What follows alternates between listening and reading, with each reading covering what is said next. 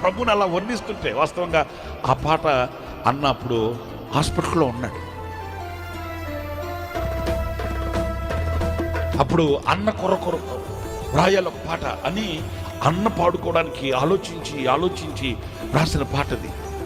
ఆ పాట తీసుకెళ్ళి హాస్పిటల్లోనే ఉన్నాడప్పుడు ఆ పాట టేప్ రికార్డులో రికార్డ్ చేసుకుని వెళ్ళి, అన్న మీ కొరకు చేసిన పాట ఇది, మీ కొరకు రాసిన పాట ఇది వినండి అన్న వింటే అన్న తర్వాత రోజు అన్నాడు, ఒరే రాత్రి అంతా నాకు నిద్ర పట్టలేదురా, ఆ పాట నేను పాడుతున్నట్టు స్టూడియోలో నిలబడ్డట్టు స్టూడియోలో ఆ పాట పాడుతున్నట్టు నాకు భలే నచ్చేసిందిరా అట్లా మురిసిపోయాడు.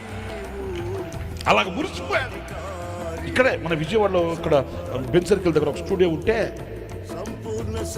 ఈ బెంచ్ సర్కిల్ దగ్గరికి వీల్ చైర్ అట్లాగే కారులో తీసుకుని వచ్చి ఆ స్టూడియోలోకి వీల్ చైర్తో అట్లాగే తీసుకుని వెళ్ళి ఆ మైక్ ముందు కూర్చోబెడితే కళ్ళు కూడా తెరలేని పరిస్థితి అండి.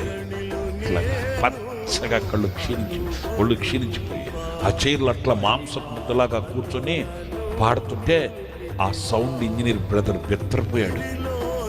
ఏం వాయిస్ అయింది.